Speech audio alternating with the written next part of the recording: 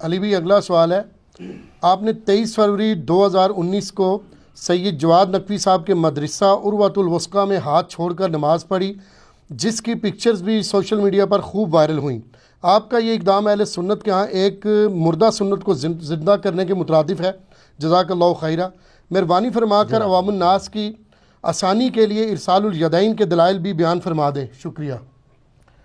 یار یہ جو تصویریں وائرل ہوئی ہیں نا، تو اس کے بعد عام یعنی علماء ہوتے تو وہ تقیہ کر لیتے، کیونکہ وہ تصویر تھی نا، ویڈیو تو نہیں تھی۔ تو میں کہتا وہ رکوع کے بعد ربنا ولک الحمد والی پوسچر ہے، تو آپ جج کر سکتے تھے کیا؟ نہیں، کوئی بھی جج کر سکتا ہے؟ نہیں کر سکتا۔ لیکن وہی بات ہے، ہم تو چلتی پھرتی 302 ہیں سچائی کے معاملے میں۔ ہم نے کہا کہ نہیں، اگر کسی کو شک بھی ہے نا تو وہ اپنا شک نکال لے کہ ہم نے ارسال الیدین کے ساتھ نماز پڑھی۔ الحمدللہ۔ اور میرا یہ کلپ کئی سال پہلے کا ریکارڈڈ موجود ہے اس کے اوپر، کہ وضع الیدین یعنی ہاتھوں کو باندھنا قیام کی حالت میں، اور ارسال الیدین ہاتھوں کو چھوڑنا یا ہاتھ کھول کر نماز پڑھنا۔ بعض لوگ اسے صدل بھی کہتے ہیں، لیکن صدل اپروپریٹ ورڈ نہیں ہے۔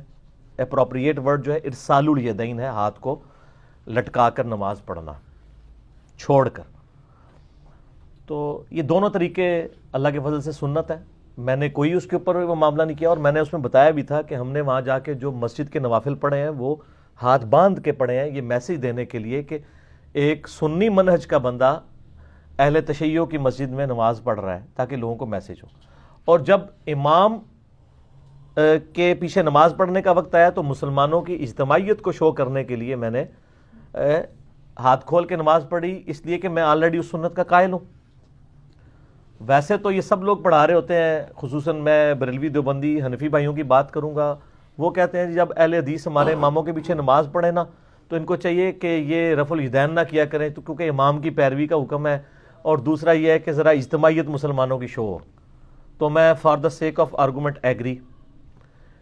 اب آپ بھی ذرا حوصلہ دکھائیں کہ جب پاکستان، انڈیا، بنگلہ دیش کی حنفی عوام حج اور عمرے کے لیے جاتی ہے سعودیہ، تو کیا حنفی علماء ان کو حج ٹریننگ میں یہ بتاتے ہیں کہ وہاں کا امام کعبہ رفع الیدین کرتا ہے، لہٰذا آپ لوگوں نے بھی جا کے رفع الیدین کرنا ہے تاکہ مسلمانوں کی اجتماعیت شو ہو؟ نال ہی ٹھوس ہو جان گے جی، صحیح نا پھر میں تو اس طرح کی پھکی والا جواب دوں گا نا، تو کہیں گے نہیں۔ تو سر جو آپ اپنے لیے پسند نہیں کرتے ہیں، دوسرے کو مشورہ کیوں دیتے ہیں؟ وہ آپ میں تو خود حوصلہ ہی نہیں ہے۔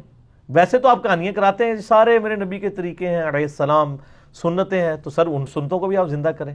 صحیح۔ تو یہ سر وہی سنت کو زندہ کرے گا جس نے زندگی میں ایک دفعہ جھوم کے کہا ہوگا نہ میں وہابی، نہ میں بابی، میں ہوں مسلم علمی کتابی۔ نہ میں سو کالڈ وہابی ہوں، کوئی علمی بات کرے اسے وہابی کہہ دیتے ہیں، اور نہ میں بابوں کا دفاع کرنے والا بابی ہوں، ہم علمی کتابی مسلم ہیں۔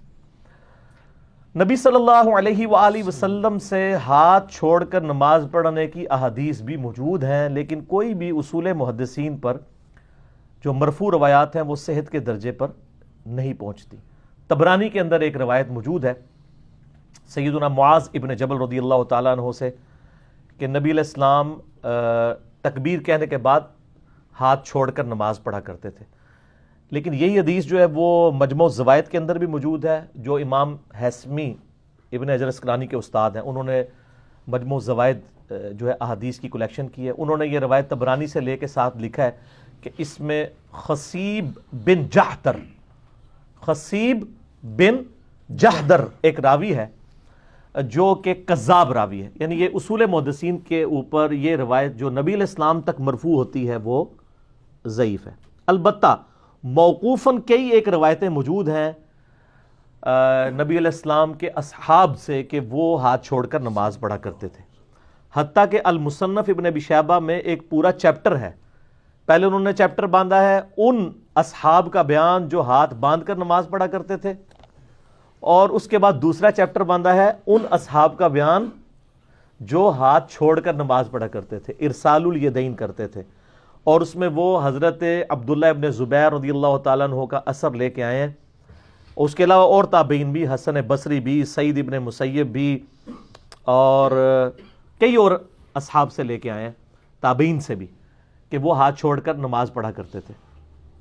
تو یہ باقاعدہ چیپٹر باندھا، یعنی محدثین نے ہاتھ چھوڑ کر نماز پڑھنے کے اوپر باب باندھ کے رزلٹ بھی نکال دی ہے، صرف روایتیں نقل نہیں کی ہیں بلکہ رزلٹ بھی نکالا ہے۔ اب عبداللہ ابن زبیر جو ہے یہ کوئی عام بندہ نہیں ہے سر، یہ کوئی عام صحابی بھی نہیں ہے۔ عبداللہ ابن زبیر کون ہے؟ یہ مسلمانوں کے تقریباً 9 سال تک خلیفہ بھی رہے ہیں۔ یزید کے مرنے کے بعد حجاز کے اوپر انہوں نے خلافت قائم کر لی تھی، اور آل امیہ جو ہیں وہ باقی جگہ پہ ان کی حکومت تھی، اور 9 سال تک یہ خلیفہ رہے ہیں، اور یہ صحابی ہیں۔ اور ان کی آپ ذرا خوش نصیبی دیکھیں، ان کے والد جو ہیں عشرہ مبشرہ ہیں حضرت زبیر رضی اللہ تعالیٰ عنہ، وہ صحابی ہیں۔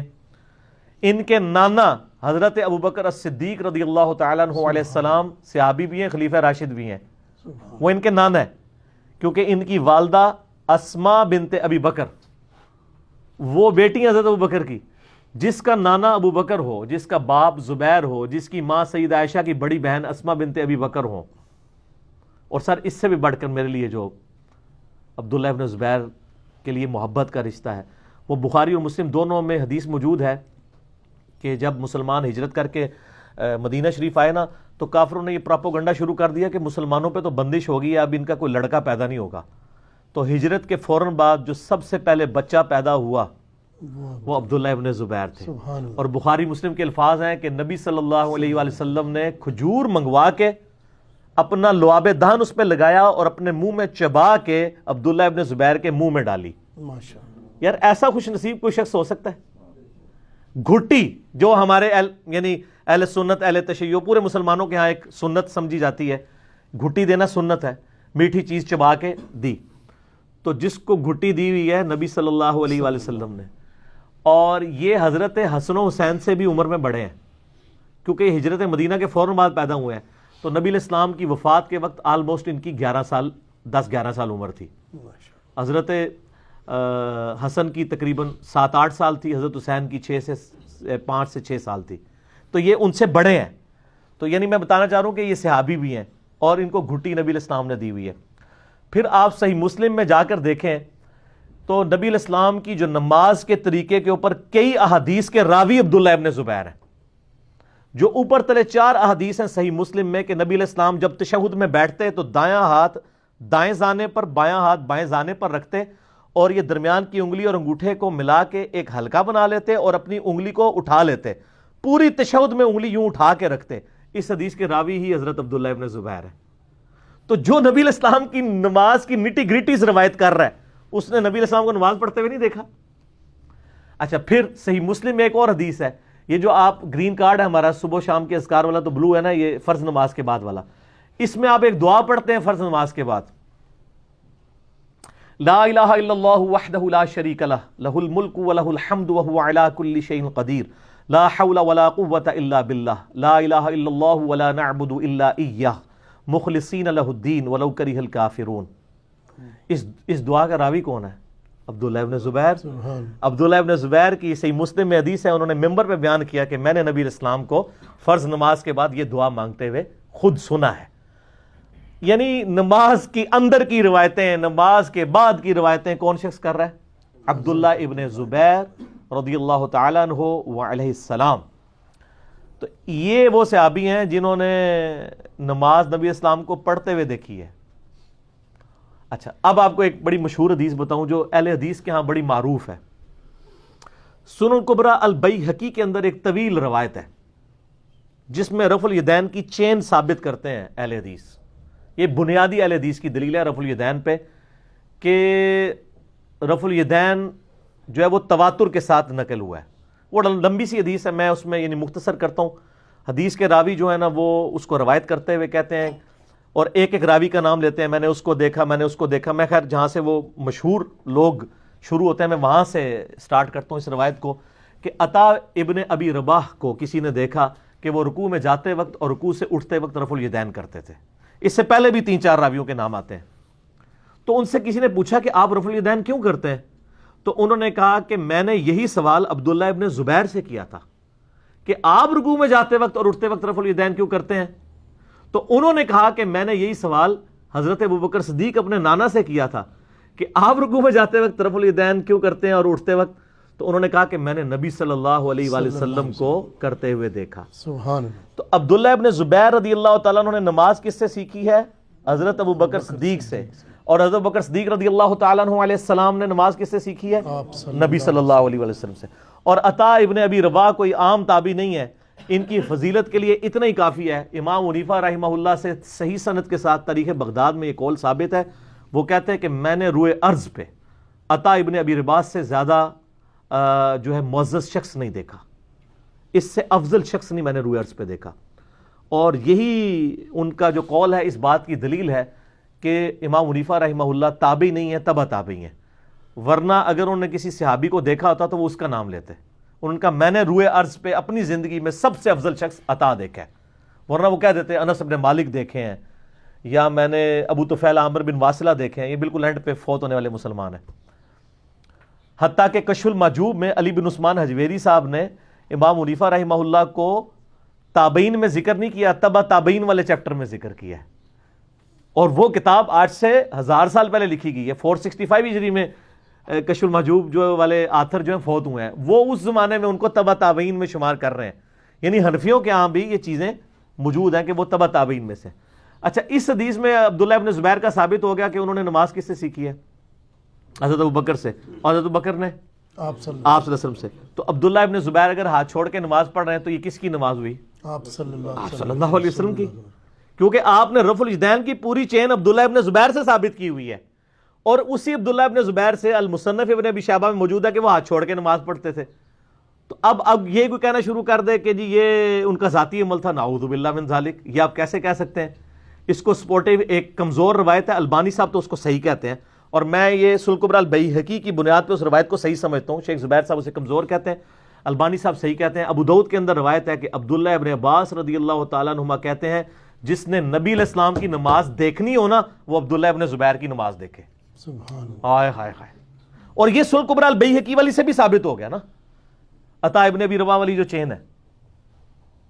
تو عبداللہ ابن عباس رضی اللہ تعالیٰ عنہما کتنے جلیل قدر صحابی ہیں, اور وہ کہہ رہے ہیں کہ عبداللہ ابن زبیر کی نماز نبی صلی اللہ علیہ وآلہ وسلم کی نماز ہے اگر تم نے وہ نماز دیکھنی ہے. اچھا, بعض لوگ یہ کہتے ہیں ہو سکتا ہے ان کا ذاتی عمل ہو, یا ہو سکتا ہے کہ ان کو پتہ ہی نہ ہو کہ ہاتھ باندھنا سنت ہے. اس شخص کو جو صحابی ہے نبی علیہ السلام کو نماز پڑھتے ہوئے دیکھتا ہے اس کو نہیں پتا. اس کا جواب بھی سن لیں. سنن ابی داؤد کے اندر حدیث موجود ہے صحیح سند کے ساتھ کہ حضرت عبداللہ ابن زبیر کہتے ہیں کہ نماز کی حالت میں صف کو سیدھا کرنا اور دایاں ہاتھ بائیں پہ باندھنا سنت ہے. سر یہ کون کہہ رہا ہے؟ اب میرا ایک سوال ہے, معصومانہ سا عرض کیا ہے, غصہ نہیں کھانا نا, غصہ نہیں کھانا. جو شخص یہ کہہ رہا ہے کہ دایاں ہاتھ بائیں پہ باندھنا سنت ہے اور وہ ہاتھ چھوڑ کے نماز پڑھ رہا ہے خود, اور وہ صحابی ہے, تو اڈا منڈا نہیں ہے, وہ بکر صدیق دا نواس ہے, حضرت زبیر دا منڈا ہے, اشرا مبشرہ میں سے. تو اس کا کیا رزلٹ نکلتا ہے؟ اس کا تو پہلا رزلٹ ہے وہ بڑا خطرناک ہے. وہ یہ ہے کہ ہاتھ باندھنے والی حدیثیں منسوخ ہو چکی ہیں, کیونکہ عبداللہ ابن زبیر کو تابعین دیکھ رہے ہیں ہاتھ چھوڑ کے نماز پڑھتے ہوئے اپنے دور کے اندر. پوائنٹ ٹو بی نوٹڈ جی. تو پھر ہاتھ باندھنا جو ہے وہ منسوخ ہو گیا. اب تو ہاتھ پاؤں پڑ جائیں گے. سر آپ کو بھاگنے کا راستہ بھی دیتے ہیں. دوسرا رزلٹ یہ ہے معصومانہ سا کہ دونوں طریقے سنت ہے, کہ ہاں یہ ٹھیک ہے. حالانکہ پہلے والا رزلٹ بھی بڑا جینون ہے, کیونکہ راوی حدیث, یہ محدثین کا اصول ہے کہ جو حدیث کا راوی ہے نا وہ فام اس کا لیا جاتا ہے. اگر ایک راوی حدیث ہے کہ ہاتھ باندھنا دایاں بائیں پہ یہ سنت ہے, اور وہ راوی حدیث ہاتھ کھول کے نماز پڑھ رہا ہے, ارسال الیدین کر رہا ہے, وضع الیدین نہیں کر رہا, تو اس کا کیا مطلب ہے کہ اسے منسوخ سمجھتا ہے, یا یہ ہے کہ وہ اس دوسرے طریقے کو بھی سنت سمجھتا ہے. اور یہی جو ہے نا حقیقت ہے جو ہم بھی سمجھتے ہیں کہ دونوں طریقے ہی سنت ہے. اور میں آپ کو بتاؤں, جب یہ آپ علمی پھکی اور اینٹی وینم اور الزامی جواب دیں گے نا, وہ کہیں گے ہاں جی دو ہے. جس طرح جو لوگ رفع الیدین نہیں کرتے نا, تو جب ان کو حدیثیں بتائی جاتی ہیں تو اب ان کو نظر آتا ہے کہ رفع الیدین کرنا پڑے گا, کہیں گے دو ہی سنت نے جی, تاکہ ساڑھی جان چھڈو. ٹھیک ہے, لیکن ہم تو کہتے ہیں رفع الیدین کے بغیر نبی علیہ السلام سے ایک رکعت بھی ثابت نہیں ہے.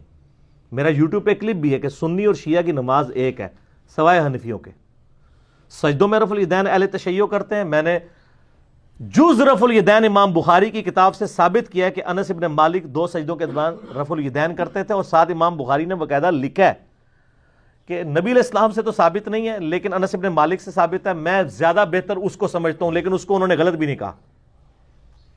اس کی بعض لوگوں نے تعویل کی, جس میں شیخ زبیر علیزئی رحمہ اللہ تعالی, اللہ ان کی غلطیاں معاف کرے, نیک کاموں کا اجر دے, انہوں نے بھی ایک باطل تعویل کی تھی. اس پہ آلریڈی میں بول چکا ہوں, ان قریب میرا کلپ اپلوڈ ہوگا سجدوں میں رفع الیدین. اس میں وہ جتنے ایشوز ہیں نا وہ میں نے ریزالو کیے ہیں. آج میں چونکہ اس ٹاپک کے اوپر نہیں بول رہا ہوں, میں دوسرے ٹاپک کے اوپر بول رہا ہوں, لہٰذا میں اس حوالے سے ڈسکشن کروں گا. اچھا, اس کے اوپر اب میں بتاتا ہوں کہ اصل میں عبداللہ ابن زبیر ہاتھ کھول کے نماز کیوں پڑھتے تھے. میں نے اس کی انجینئرنگ کر لی ہے, اور یہ میں نے سیکرٹ دریافت کر لی ہے. یہ میرا یعنی ایک اسیسمنٹ ہے, آپ اختلاف بھی کر سکتے ہیں. اصل میں بنو امیہ جو ہے نا وہ صرف ہاتھ باندھنے کی سنت کے اوپر ایمفسائز کرتے تھے, کیونکہ اہل تشیع کے ہاں یہ ملتا ہے کہ جو اہل بیت رسول تھے وہ ہاتھ چھوڑ کے نماز پڑھتے تھے, اور بنو امیہ اور بنو ہاشم کی ٹسل تھی. اس کی وجہ سے بنو امیہ صرف ہاتھ باندھنے کی سنت کے اوپر ایمفسائز کرتے تھے. عبداللہ ابن زبیر نے بھی بنو امیہ سے ٹکر لے کے انہی سے خلافت چھین کے تو اپنی خلافت قائم کی تھی, اور بڑے سخت مخالف تھے وہ بنو امیہ کے. اگرچہ جنگ جمل میں حضرت علی کے خلاف بھی گئے بنو امیہ کی سپورٹ میں, لیکن بعد میں ان کو بھی پتہ چل گیا یہ تو کہانی ہے, تو پھر وہ ان کے بھی خلاف ہو گئے.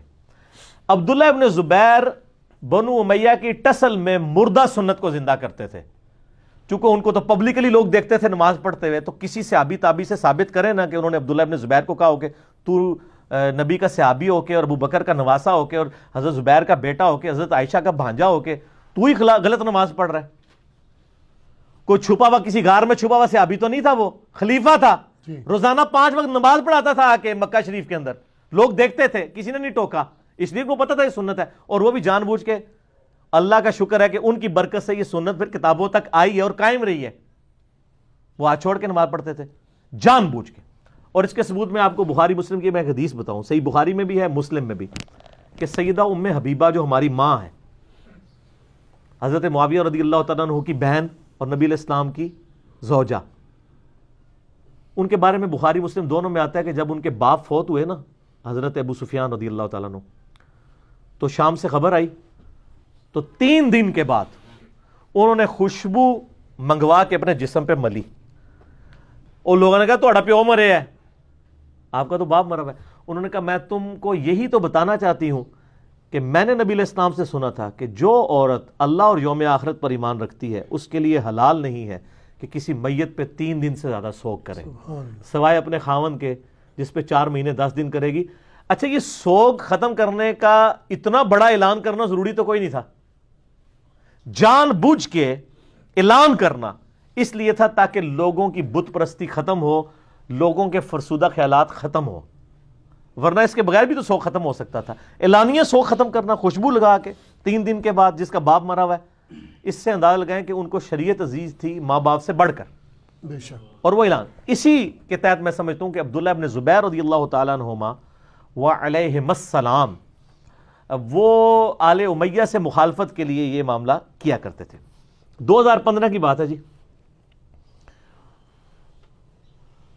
میرے پاس نہ کچھ شیخ زبیر علیزئی صاحب کے محبین آ گئے اسلام آباد میں.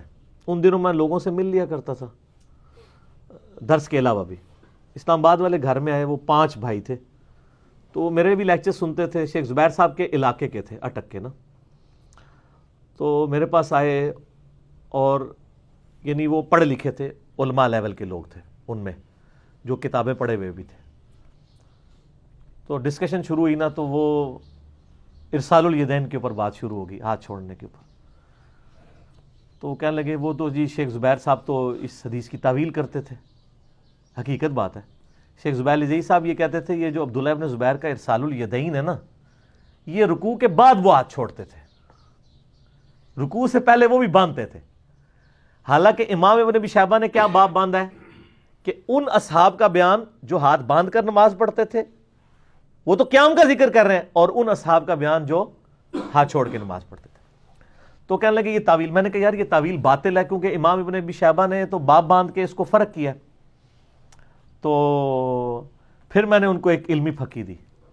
میں نے کہا شیخ زبیر علیزئی صاحب نے ایک غلطی کر دی ہے. پھر ان کا الحدیث رسالہ چھپتا تھا، آپ کو پتا ہے ابھی بھی چھپ رہا ہے.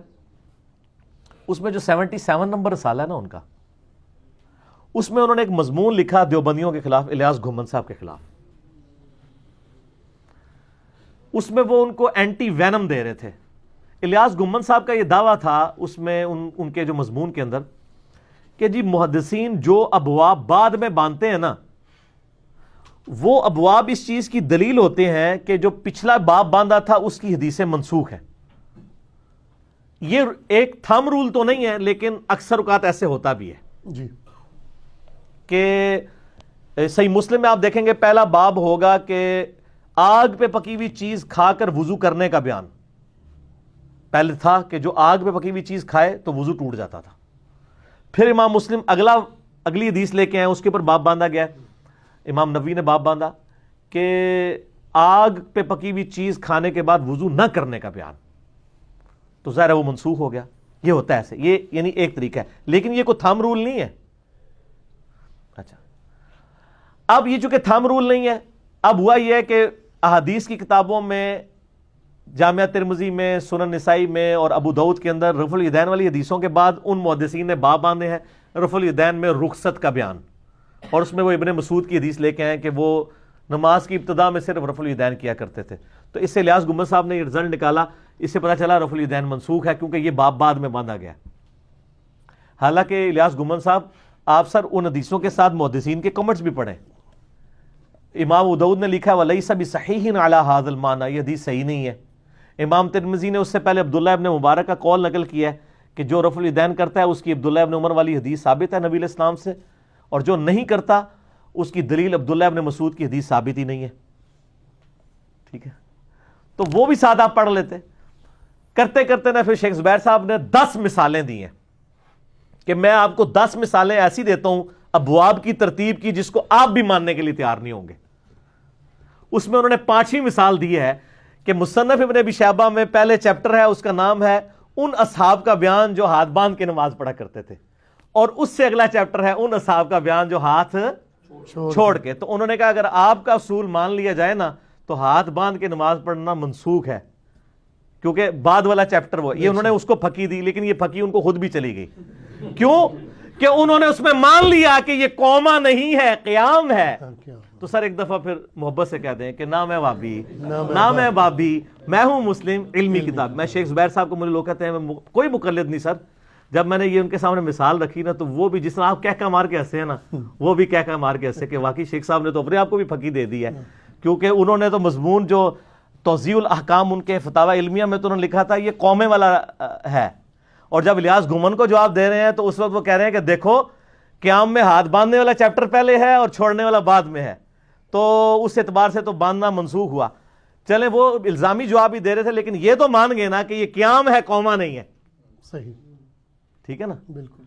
تو ہر علم کے اوپر ایک علم والا ہوتا ہے، اور سب سے بڑھ کر اللہ علم والا ہے. علم یعنی کسی کے گھر کی لونڈی نہیں ہے، کسی کے گھر کی میراث نہیں ہے. ذالک فضل اللہ یؤتیہ من یشاء. اچھا، مفتی اعظم سعودیہ کے فتاوی بھی چھپے ہوئے ہیں. شیخ عبد العزیز بن عبداللہ بن باز 1933 سے لے کے 1999 اپنی وفات تک 66 سال تک وہ مفتی اعظم سعودیہ رہے ہیں. پہلے مفتی اعظم سعودیہ. 99 میں ہی ڈیتھ ہوئی ہے عبد العزیز بن باز کی، اور 99 میں ہی ڈیتھ ہوئی ہے شیخ البانی کی.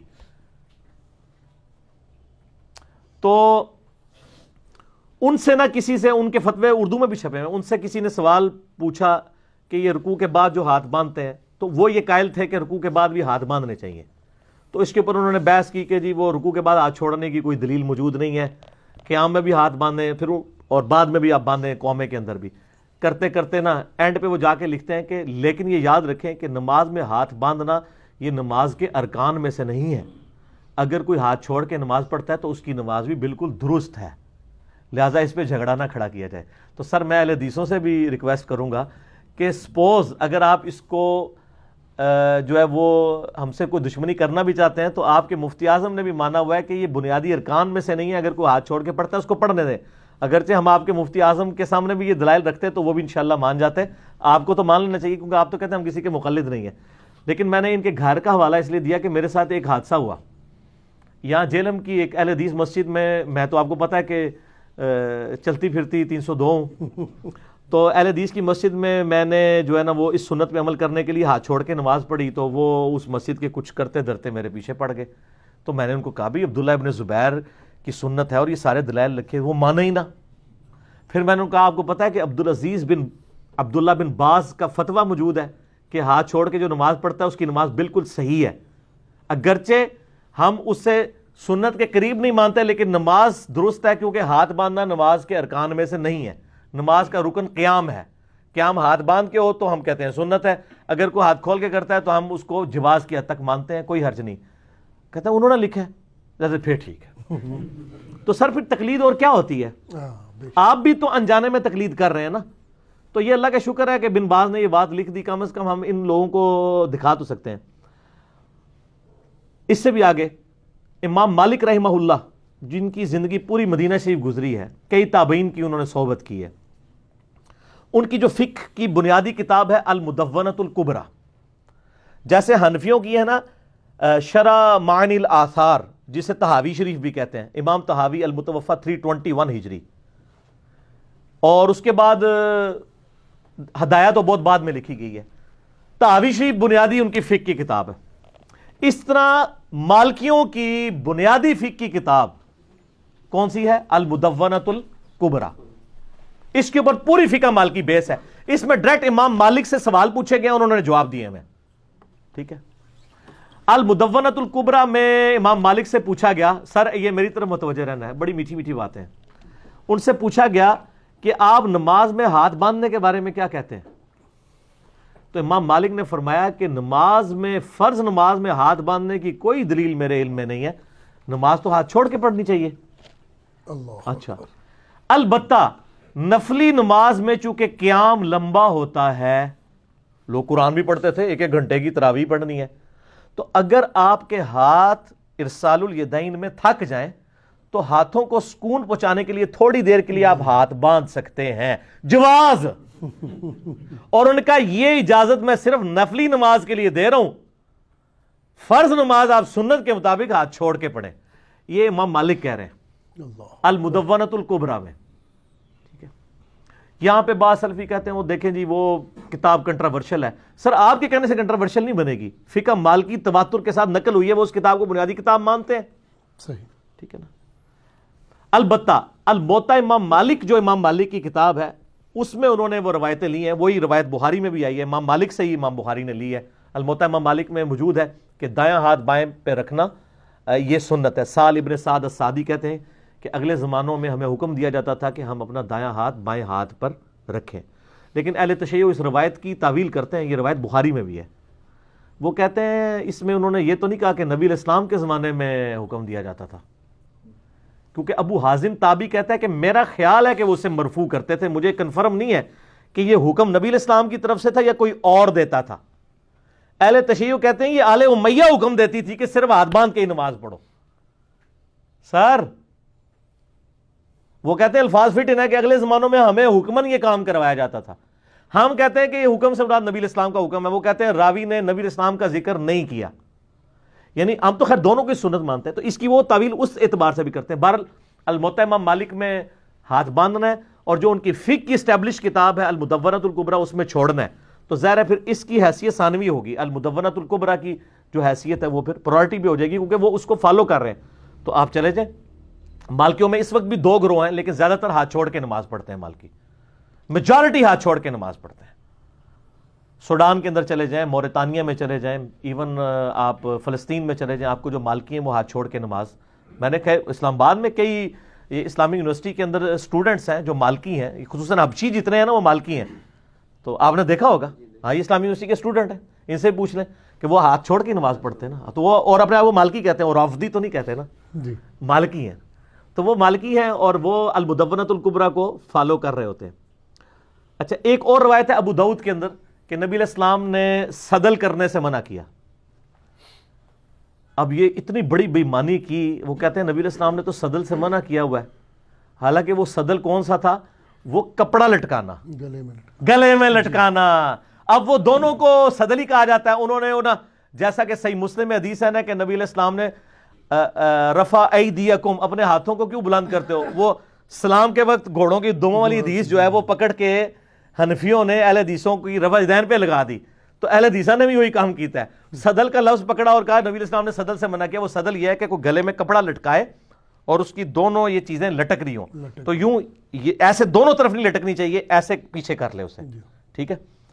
تو بہرحال اب یہ جو سرخ رومال لے کے ایسے کر کے نماز پڑھا رہے ہوتے ہیں ان کو بھی ذرا دیکھیا کریں کہ وہ صدل تو نہیں کر رہے، جو تھوڑے بہت عقل مند ہے نا وہ ہلکا سا اس کو پیچھے ایسے کر لیتے ہیں دونوں کو، لیکن وہ سر صدل ہی رہتا ہے، اس کے لیے آپ کو یوں کر کے یوں کرنا ہوگا صدل کو اپوز کرنے کے لیے۔ تو وہ ابو داؤد ویسے وہ روایت بھی کمزور ہے، لیکن اگر وہ روایت صحیح بھی مانی جائے، وہ کپڑے والا صدل ہے، گھوڑوں کی دموں والی حدیث ہے، وہ الیدین پہ نہ لگائیں حنفی بھی، اور اہل حدیث وہ صدر والی ارسال الیدین کے اوپر لگاتے ہیں، پھر اس کو صدل کا نام دیا ہوا ہے، وہ اس کو اس طرح لٹکانا شمار کر رہے ہوتے ہیں۔ اور سر ایک جو حدیث میں نے، وہ اہل تشیع کے ایک عالم ہے لاہور کے امین الحسینی، انہوں نے کتاب لکھی ہے نماز پیمبر۔ جب میں نماز کے اوپر لیکچر مسئلہ نمبر 70A اور B ریکارڈ کروانے لگا نا، تو میں نے کسی بھائی سے کہا کہ میں نے جماعت المسلمین والوں کی بھی صلاۃ المسلمین پڑھی، تو میں نے کہا میں شیعہ کی بھی پڑھ لوں ایک بار ذرا میں صحیح طریقے سے۔ جب میں نے نماز پیمبر کھولی تو میں تو ایکسپیکٹ کر رہا تھا اس میں اصول الکافی کے حوالے ہوں گے یا نہج البلاغہ کے ہوں گے، وہ جب میں نے کتاب کھولی نماز پیمبر امین الحسینی اہل تشیع کے، اس وقت سمجھ لیں زبیر علی زئی کا جو مقام حاصل ہے، اس لیول کا علمی مقام ان کو اس حوالے سے بکس کے حوالے سے حاصل ہے، کافی کتابیں انہوں نے لکھی ہیں، تو وہ پوری کی پوری کتاب میں ریفرنسز بخاری شریف، مسلم شریف، ابو داؤد شریف، ترمذی شریف، ابن ماجہ شریف۔ کتاب کس کی؟ اہل تشیع کی۔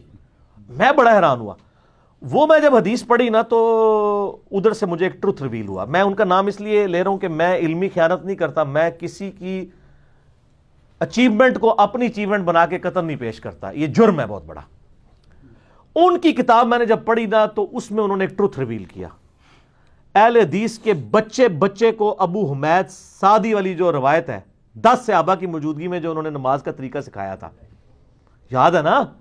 یہ ابو داؤد کے اندر بھی ہے، ترمذی میں بھی ہے، امام ترمذی نے اسے حسن صحیح کہا ہے۔ یہ روایت جو ہے وہ آپ کو ابن ماجہ میں بھی ملے گی، سنن دارمی میں بھی ملے گی، مسند احمد میں بھی ملے گی، اس کے بعد یہ آپ کو روایت مشکات المصابیح میں ملے گی۔ لیکن جو ابو داؤد والا طریق ہے نا، چونکہ میں نے اکثر بیان کیا، اس کا مجھے نمبر بھی زبانی یاد ہے، سنن ابی داؤد میں 730 انٹرنیشنل نمبر کے مطابق۔ اس طریق کے اندر کیا آتا ہے کہ 10 صحابہ کی موجودگی میں ابو حمید سعدی کہتے ہیں، اور 11ویں وہ خود، 11ویں نہیں سرکار نہیں، 11 سرکاراں۔ عبداللہ ابن زبیر سے تو میں نے ثابت کیا نا، 11 اور سے ثابت کرنے لگوں، ٹوٹل کتنے ہو گئے؟ 12ویں کی بھی نسبت ماشاءاللہ نبی الاسلام کے پیدائش 12 ربیع الاول شریف، تو یہ 12 سرکاروں سے، 12 صحابہ سے ثابت کر رہا ہوں اللہ کے فضل سے۔ تو وہ 10 صحابہ کی موجودگی میں ابو حمید سعدی کہتے ہیں کہ میں تم اور نبی علیہ السلام کی وفات کے 30 سال کے بعد یہ مجلس ہوئی ہے، کیونکہ اس میں جو ابو قتادہ بھی موجود ہیں اور باقی سینئر اصحاب بھی، اس مجلس میں جو لوگ موجود ہیں اس کی اگر آپ اسماء و رجال سے کیلکولیشن کریں تو یہ نبی علیہ السلام کی وفات کے آلموسٹ 30 سال کے بعد کا یہ واقعہ ہے کہ ابو حمید سعدی کہتے ہیں کہ میں تم سب سے زیادہ نبی علیہ السلام کی نماز سے واقف ہوں۔ اللہ اکبر، بڑا دعویٰ ہے۔ تو اصحاب نے کہا آپ یہ دعویٰ کیسے کر رہے ہیں؟ آپ تو بالکل آخر میں مسلمان ہوئے ہیں، اور ہمیں نبی علیہ السلام کی صحبت آپ سے زیادہ تھی۔ انہوں نے کہا ٹھیک ہے، میں تمہارے سامنے نماز پڑھتا ہوں، اگر میری نماز صحیح ہوئی تو تم میرے دعوے کو صحیح مان لینا، اگر میری نماز غلط ہوئی تو دعویٰ غلط کر دینا۔ انہوں نے پوری نماز پڑھ کے بتائی، اینڈ پہ ان 10 کے 10 لوگوں نے کہا اللہ کی قسم نبی علیہ السلام اپنی وفات تک اسی طریقے سے نماز پڑھا کرتے تھے۔ تو 11 بندوں کی گواہی ہوگی، وہ حدیث تو میں بعد میں بیان کرتا ہوں، میں نے آخری پورشن پہلے بیان کر دیا۔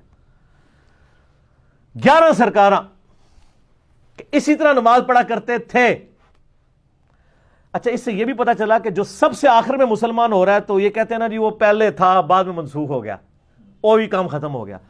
اور سر میں حنفیوں کی بھولی عوام سے کہوں گا، خدا کے لیے بخاری مسلم میں آپ ذرا رفع الیدین کی حدیثیں پڑھیں، اکثر احادیث ان صحابہ سے مروی ہیں جو حضور صلی اللہ علیہ وآلہ وسلم کی وفات سے 1-1.5 سال پہلے مسلمان ہوئے ہیں۔ مالک بن حویرث غزوہ تبوک پہ مسلمان ہوئے ہیں نبی علیہ السلام کی وفات سے 1.5 سال پہلے۔ وائل بن حجر فتح مکہ پہ مسلمان ہوئے ہیں۔ ٹھیک ہے. ابو حمید سعدی یہ بھی 9 ہجری کے اندر مسلمان ہو رہے ہیں اور 11 کے سٹارٹ میں حضور فوت ہو گئے. بس 10 ہجری تک کی آپ کی لائف ہے. 11 کے تو سٹارٹ میں فوت ہوئے ہیں ربیع الاول کے مہینے میں, تاریخ کنفرم نہیں ہے, مہینہ ربیع الاول ہے. اور یہ کہتے ہیں جی وہ مکے میں ہوتا تھا, مدینے میں ختم ہو گیا تھا. اور سر فتح مکہ کے بعد بھی ہو رہا ہے. اور وائل بن حجر تو وہ ہیں جنہوں نے اسپیشل نبی الاسلام کی نماز دیکھی. آپ مسئلہ 70A اور B دیکھ لیں, میں پھر اور طرف چل پڑوں گا, ایک ٹاپک کو ایک ہی نشست میں کنکلوڈ کرنا ہے. تو مزے کی بات دیکھیں کہ وہ 10 اصحاب کی موجودگی میں ابو حمید سعدی کہتے ہیں لو جی پھر نماز شروع ہونے لگی. تسی بھی ذرا اپنی نماز چیک کر لو. وہ کہتے ہیں کہ نبی علیہ السلام جب بھی نماز کا ارادہ کرتے, الفاظ پہ ذرا غور کرنا ہے, تو آپ علیہ السلام قبلہ رخ کھڑے ہو کر اللہ اکبر کہتے, حتیٰ کہ ہر ہڈی اپنی جگہ پر واپس آ جاتی, اور اس کے بعد آپ صلی اللہ علیہ وسلم قرات شروع کرتے.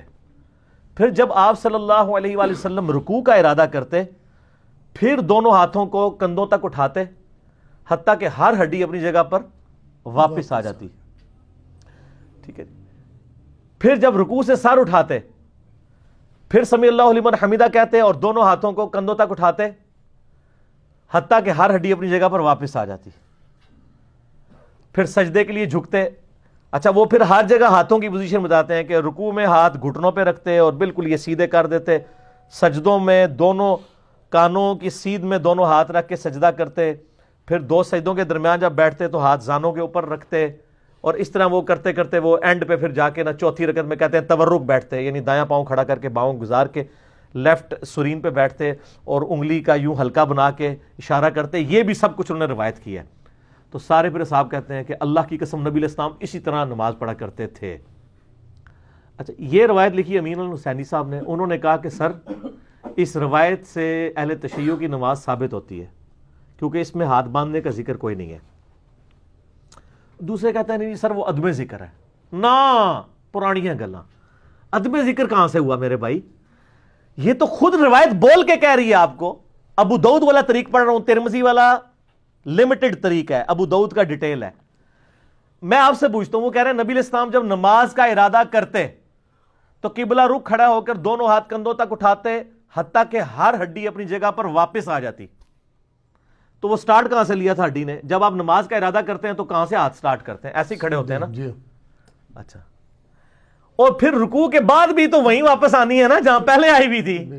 اور رکوع کے بعد والا اور ارسال الیدین اسی سے ثابت کر رہے ہوتے ہیں. جب اہل حدیث جو ہے وہ علماء عرب کے کتاب لکھتے ہیں نا خلاف, تو کہتے ہیں اس میں دیکھیں واضح موجود ہے کہ ہر ہڈی اپنی اصلی جگہ پہ آتی ہے اور ہڈیوں کی اپنی اصلی جگہ یہ ہے. تو سر وہ پہلے بھی اپنی اصلی جگہ پہ ہی آئی ہوئی ہے.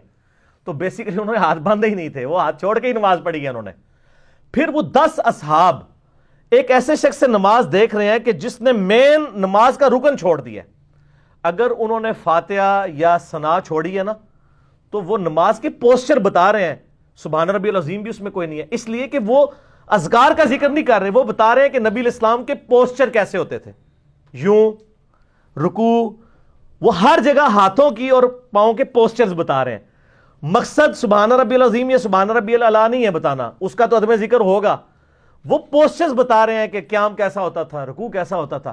تو سر کسی 10 میں سے کسی کے دماغ میں نہیں آیا کہ سر جب آپ نے ارادہ کیا ہے تو ہر ہڈی اپنی جگہ کی بجائے دایاں ہاتھ بائیں پہ آتا تھا, یہ آپ کو ذکر کرنا چاہیے. سر وہ نہیں کیا ہوا تھا انہوں نے. تو یہ حدیث مرفوع بھی بن گئی.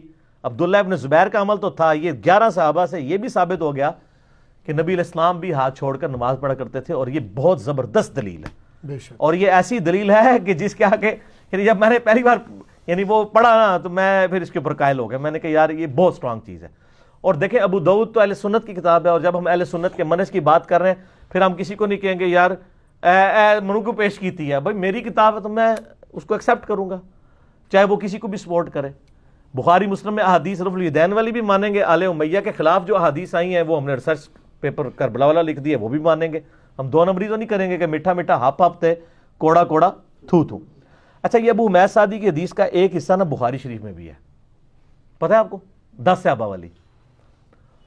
اس کے ساتھ بھی انجینئرنگ کی ہے. حنفیوں نے یہ انجینئرنگ کی کہ اس میں نہ صرف پہلے رفع الیدین کا ذکر ہے, ٹھیک ہے, باقی وہ مختصر ہے, اینڈ پہ وہ تورک کا ذکر ہے. امام بخاری نے اس سے تورک کا رزلٹ نکالا ہے اس طریق سے. وہ کہتے ہیں دیکھیں اس میں تو پہلا رفع الیدین ہے, باقی تو ہے ہی نہیں ہے. تو وہ کس چیپٹر میں لے کے ہیں؟ تورک میں. اور امام ابن حبان جو کہ پوتا شاگرد ہیں امام بخاری کے, امام بخاری کے شاگرد ہیں امام ابن خزیمہ, اور ان کے شاگرد ہیں امام ابن حبان. یہ حبان لفظ نہیں, حبان ہے. اے مولوی ہنستے, حبان, ابن حبان. ابن حبان نے ابو حمید سعدی کی حدیث کے اوپر باب باندھا ہے ان لوگوں کے رد پہ جو اس سے یہ ثابت کرتے ہیں کہ یہ پہلے ہی رفع الیدین ہے, باقی انہوں نے بتایا کہ یہ ایک طریق ہے, باقی طریق بھی جمع کریں نا. پورے طریق تھے اس کے ابو داؤد اور ترمذی اور ابن ماجہ میں ہے, امام بخاری نے اس سے تورک نکالا ہے. تو وہ اہل حدیث جو ہے نا رکوع کے بعد ارسال الیدین, وہ کہتے ہیں دیکھیں رکوع کے بعد ہے کہ بالکل سیدھا کھڑے ہو جاتے ہیں حتیٰ کہ ہر ہڈی اپنی جگہ پہ آ جاتی. ٹھیک ہے, تو سر اگر وہ بالکل سیدھا کھڑے ہو جاتے تھے تو پھر قیام پہ بھی وہ بالکل سیدھے ہی کھڑے ہوئے ہوتے تھے. سمجھ آ گئی آپ کو میری بات کی؟ تو ایک پاسو چپکٹ ہو گئے, دوسرے پاسو نکل جائے گا. اس لیے آپ ایسی بات کیا کریں جو بات مانی جاتی ہو. اچھا, اینڈ پہ میں ایک عرض کر دوں, یہ میری انوینشن ہے اللہ کے فضل سے, یا نہ میں نے کہیں پڑھی ہے نہ کسی سے سنی ہے, کہ جو لوگ ارسال الیدین کے دشمن بنے ہوئے ہیں, میرا خیال ہے کہ یہ شیعہ کے بغض میں بنے ہوئے ہیں, چونکہ شیعہ ارسال الیدین کرتے ہیں. لیکن اس دشمنی میں اللہ تعالیٰ نے انہیں ایک سنت سے محروم کر دیا ہے, ایک سنت سے محروم ہو گئے ہیں. آپ دیکھیں نماز میں, نماز جو ہے یہ پریئر نہیں ہے بلکہ ورشپ ہے. پریئر تو صرف دعائیں ہوتی ہیں نا, اس ورشپ ہوتی ہے جس میں آپ پوسچرز بھی اللہ کے سامنے پیش کرتے ہیں. جو لوگ ارسال الیدین رکوع کے بعد بھی نہیں کرتے تو وہ ایک رکن ہی کھا گئے ہیں. چاہے وہ شیعہ ہو, شیعہ وہ قیام میں ہاتھ باندھنے والی سنت پہ عمل نہیں کرتے, تو وہ ہم دیکھیں اللہ کے سامنے یوں بھی کھڑے ہوتے ہیں, یوں بھی کھڑے ہوتے ہیں, ارسال الیدین کر کے بھی کھڑے ہوتے ہیں, رکوع میں بھی ہوتے ہیں, سجدے میں بھی ہوتے ہیں. یہ ہر ایک پوسچر لد ہے. جو لوگ رکوع کے بعد بھی ہاتھ باندھ رہے ہیں وہ ارسال الیدین والا پوسچر جو اللہ کے سامنے عاجزی والا پیش کرنا تھا اس سے محروم ہو چکے ہیں. ایک سنت سے محروم ہو گئے نا, چاہے وہ شیعہ ہوں چاہے علماء عرب ہوں, ایک پوسچر سے محروم ہو چکے ہیں. تو اس لیے میں کہتا ہوں یہ ضد چھوڑ دیں. بہرحال میں یعنی ان لوگوں کا شکریہ ادا کرتا ہوں کہ جنہوں نے اس کو ہوا بنایا. نہ ہی ہوا بناتے تو نہ ہماری اتنی ڈیٹیل گفتگو ریکارڈ ہوتی. یہ تو چلتی ہے تجھے اونچا اڑانے کے لیے. تو سر ہم پہلے ہی اونچا اڑ رہے تھے اللہ کے فضل سے, تو اور مزید اونچا اڑیں گے. تو یہ میں نے معاملات اس لیے کھول کے آپ کے سامنے رکھ دی. ٹھیک ہوگا جی.